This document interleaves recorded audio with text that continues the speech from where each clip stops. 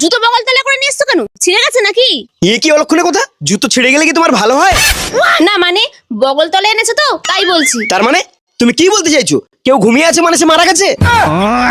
পিচের রাস্তা বড্ড গরম ছিল, তাই যাতে জুতোর ক্ষতি না হয় সেই জন্য আমি বগলের তলায় করে নিয়ে এসেছি। হে প্রভু, জুতোর এমন অকাল মরণ শোনার থেকে আমার কেন মরণ হলো না? তুমি আমাকে ক্ষমা করে দাও স্বামী, আমার বড় অন্যায় হয়ে গেছে। শালা হারকিপ্টের ভাব দেখ, শালা তক্তমোজ থাকতে একটা নিচে বসে আছে। কি গো, কিছু বললে আমাকে? না না বলছি, আমার না খুব মাথা যন্ত্রণা করছে গো, আমি একটু ডাক্তারখানা নিয়ে যাবে? এই হলো তোমার ব্যামো, একটু কিছু হলেই ডাক্তার। এসো, মাথাটা টিপে দিচ্ছি, কমে যাবে। না না থাক, আমার মাথা ব্যথা ঠিক হয়ে গেছে। এই শিগগিরই বেরিয়ে এসো গো।